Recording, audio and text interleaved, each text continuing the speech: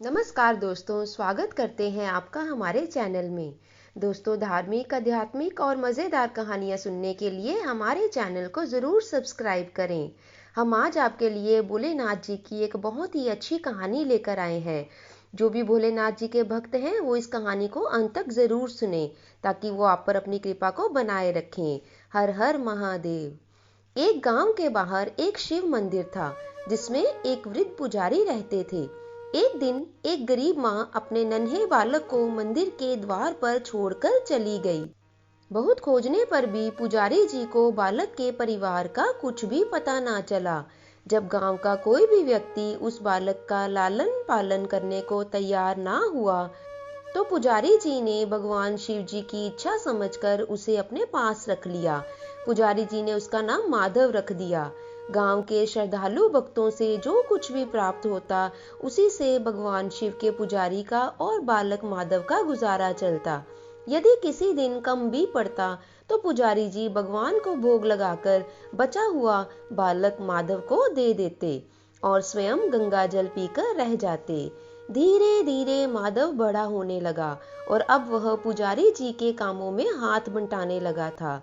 वृद्ध पुजारी जी के थके हारे हाथों को कुछ आराम मिलने लगा, इसलिए उन्होंने माधव को मंदिर की साफ सफाई, भगवान शिव की पूजा, उनको भोग लगाने और उनकी आरती करने की विधि अच्छी प्रकार समझा दी।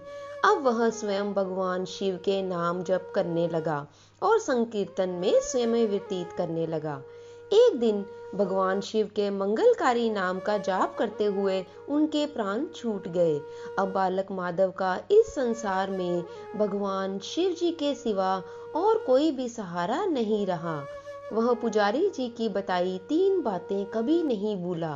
पहली बात, भगवान भोले शंकर को ताजी गर्म रसोई का भोग ही लगाना। दूसरी बात, भगवान को भोग लगाए बिना स्वयं कुछ भी नहीं खाना। और तीसरी बात, भगवान शिव पर विश्वास रखकर कभी भी किसी भी वस्तु का संग्रह ना करना, बासी भोजन का भी नहीं। यदि कोई भक्त पहले से बना भोजन या मिठाई मंदिर में दे जाता, तो बालक माधव उसे गरीबों में बांट देता। वह ताजी रसोई बनाकर ही भगवान को भोग लगाता, उसके बाद स्वयं प्रसाद ग्रहण करता और सभी में बांट देता। यदि रसोई बनाने को सामग्री नहीं होती, तो भोले बाबा और भक्त माधव दोनों ही गंगा जल पीकर ही रह जाते। एक बार बरसात का मौसम आया और 3-4 दिन तक मूसलाधार वर्षा होने से मंदिर में एक भी भक्त नहीं आया। माधव अपने भोले बाबा को गंगा जल का ही भोग लगाता और उसे ही पीकर रह जाता।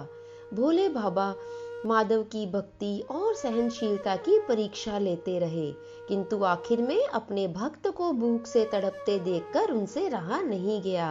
वह सेठ के नौकर का रूप धारण करके हाथ में भोजन सामग्री की पोटली लेकर वर्षा में भीगते हुए मंदिर के द्वार पर जा पहुंचे। उन्होंने आवाज लगाकर माधव को बुलाया और उसके हाथ में पोटली देते हुए कहा कि सेठ जी ने यह भोजन सामग्री भेजी है, इससे रसोई बनाओ, भगवान को भोग लगाओ और स्वयं भी प्रसाद पाओ। मैं कल फिर आऊंगा। भक्त माधव ने आशीर्वाद देकर उसे विदा किया और सूखी गीली लकड़ियों के धुएं में गरम रसोई बनाकर भोले बाबा को भोग लगाया। पूरे बरसात के मौसम में भोले बाबा नौकर के रूप में भक्त माधव को भोजन सामग्री देने आते रहे और स्वयं भी गर्मा गर्म रसोई का भोग पाते रहे। एक दिन भक्त माधव ने सोचा कि सेठ जी को भोजन सामग्री बेचते हुए आज 4 महीने हो चले हैं, किंतु वे स्वयं कभी भी मंदिर में भोले बाबा का प्रसाद ग्रहण करने नहीं आए। यह कैसी ही अचंभित बात है।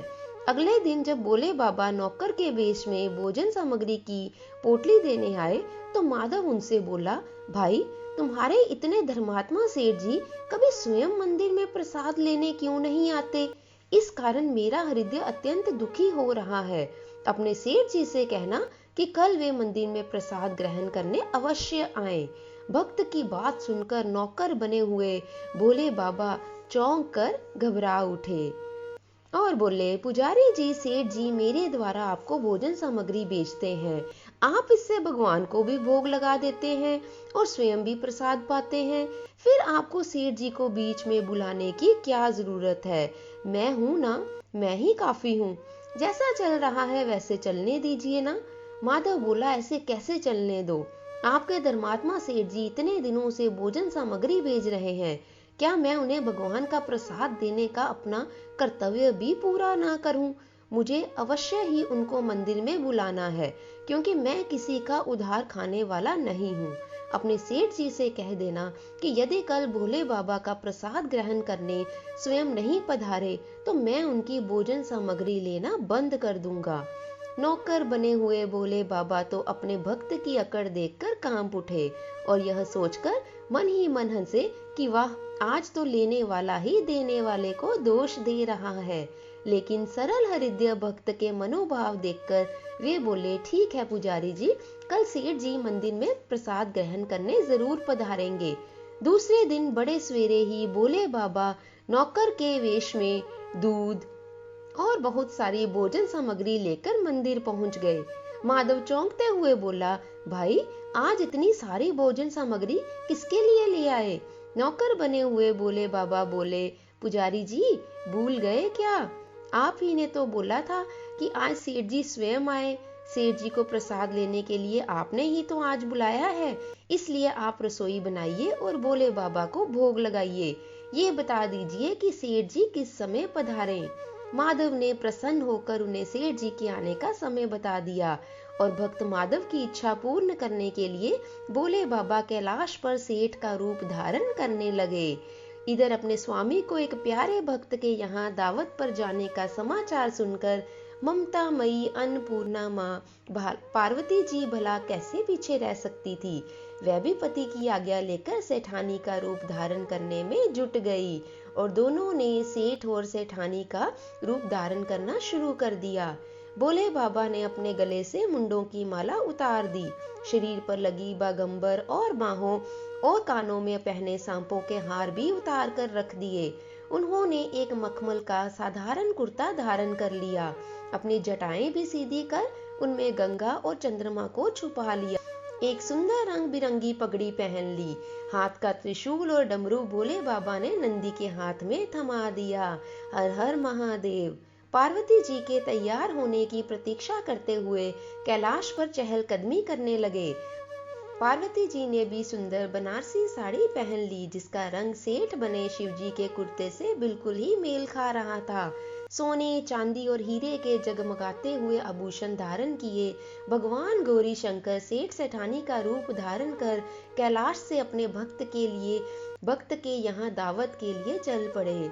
भक्त माधव आज सुबह से ही सेठ जी के स्वागत में तरह तरह के पकवान बनाने में जुटा हुआ था। वह अपने भोले बाबा का भोग तो चलते फिरते बना लेता था, किंतु आज उसे कई महीनों से भगवान को भोग लगाने के लिए भोजन सामग्री भेजने वाले सेठ जी को भगवत प्रसाद देना था। अतः आज उसने भोजन बनाने में अपनी सारी पाक कला झोंक डाली थी और आज वो बहुत ही प्रसन्न था। उसने सेठ जी द्वारा भेजे हुए चावल धोकर खीर बनाई और तरह तरह के पकवान भी बनाए। रसोई बनाकर भक्त माधव पुनः स्नान करने चला गया, ताकि स्वच्छ वस्त्र पहनकर भोले बाबा जी को भोग लगा सके और सेठ जी को उनका प्रसाद खिला सके। जब भक्त माधव स्नान करके लौटा तो देखा सेठ जी प्रसाद ग्रहण करने के लिए स्वयं तो आए ही हैं, साथ में अपनी सेठानी जी को भी लेकर आए हैं। यह देखकर माधव और प्रसन्न हो गया। माधव ने झट से दोनों से राम राम की, उन्हें आसन देकर बिठाया और बोला, मैं अभी भगवान को भोग लगाकर आता हूँ, फिर आपको प्रसाद परोसूंगा। भावना के भूखे भोलेनाथ जी से भूख सहन नहीं हो पा रही थी, इसलिए वे बोले, पुजारी जी, भगवान को जल्दी से भोजन लगाइए, मुझसे भूख सहन नहीं हो रही। माधव बोला, सेठ जी, भूख तो मुझे भी बड़े जोर से लग रही है, किंतु मैं अपनी भूख के कारण भगवान को भोग लगाना कभी भी नहीं भूलता हूँ। यदि दुनिया के सारे लोग इसी तरह अपनी भूख के लिए भगवान को भोग लगाना भूल जाएं, तो भगवान तो भूखे ही रह जाएंगे। सेठ जी बने भोले बाबा एक पत्तल उठाते हुए बोले, पुजारी जी, आप भोग लगाइए, इधर मैं पत्तल परोस लेता हूँ, मुझसे भूख सहन नहीं हो पा रही है। भक्त माधव सेठ जी बने भोले बाबा को डांटते हुए बोले, सेठ जी, भगवान के काम में ना तो जल्दबाजी चलती है और ना ही किसी प्रकार की कंजूसी। मैं जब तक भगवान को भोग नहीं लगा लेता, आप रसोई के पास भी नहीं फटक सकते। इधर बैठ जाइए और ओम नमः शिवाय जपते रहिए। मैं अभी आता हूँ और आपको पेट भर भोजन करवाता हूँ। सेठ बने शिवजी डांट खाकर चुपचाप अपने आसन पर जा बैठे। जय शिव शंभू जी की। सेठानी बनी पार्वती उनकी यह दशा देखकर बड़ी मुश्किल से अपनी हंसी रोक पाई। लेकिन जैसे ही भक्त माधव पत्तल में सामग्री लेकर भगवान को भोग लगाने मंदिर में गया, भगवान शिव पार्वती जी को मौन रहने का संकेत करके चुपके चुपके पैर रखते हुए रसोई घर में पहुंच गए और उन्होंने एक एक व्यंजन उठाकर चखना शुरू कर दिया। भोले बाबा तो प्रसाद को देखते ही हैरान रह गए। खीर में चीनी की जगह नमक भरा हुआ था, सब्जियों में चीनी भरी हुई थी और जैसे ही भोले बाबा ने रोटी का एक टुकड़ा तोड़कर मुंह में डाला, वह सी सी करने लगे, क्योंकि रोटी में मिर्च ही मिर्च भरी थी। वे सी सी करते हुए उल्टे पैर भाग आए और अपने आसन पर जा बैठे। उनकी यह दशा देखकर पार्वती जी खिलखिलाकर हंस पड़ी। इससे पहले कि भोले बाबा पार्वती जी के सामने कुछ सफाई दे पाते, भक्त माधव ओम नमः शिवाय मंत्र का जाप करते हुए वहां पर आ पहुंचा। रसोई में भोग मिलाकर उसे पवित्र बना डाला। फिर सेठ जी के सामने पत्तल परोसने के बाद हाथ जोड़कर बोला, सेठ जी, अब आप जी भरकर प्रसाद ग्रहण करें। बोले बाबा तो अभी अभी भक्त की भक्ति से भी जोरदार उसके हाथ की बनी हुई रसोई चख चुके थे, अतः भोजन करने की बात सुनकर उनके पसीने छूटने लगे। वे कभी माधव का तो कभी पार्वती माता जी का मुख देखने लगे। माधव को सेठ जी की ढील बर्दाश्त नहीं हुई और बोला, सेठ जी, अब क्या हो गया आपको? अभी अभी तो आप इतने उतावले हो रहे थे, अब आप भोजन क्यों नहीं कर रहे? तभी तो माता जी भी प्रसाद ग्रहण करेंगी, क्योंकि पहले तो आप ही भोजन करेंगे और माता जी बाद में भोजन करेंगी और फिर मैं भी प्रसाद पा सकूंगा। माधव की ललकार सुनकर भोले बाबा ने चुपचाप खीर का कुल्हड़ उठाया और सारी नमकीन खीर गटागट पी गए। कुल्हड़ खाली होने की देर ही थी कि माधव ने उसे झट से फिर से भरना शुरू कर दिया। अपने प्रिय भक्त के हाथों से परोसे हुए भोग में भगवान को आज दोगुना स्वाद आ रहा था। माधव खीर परोसता गया और भोले बाबा पीते गए। हर हर महादेव। माता जी अपने भक्त और भगवान दोनों के प्रेम को देखकर मंत्रमुग्ध होती रही। जब सारी रसोई समाप्त हो गई तो भगवान ने एक जोर की डकार ली।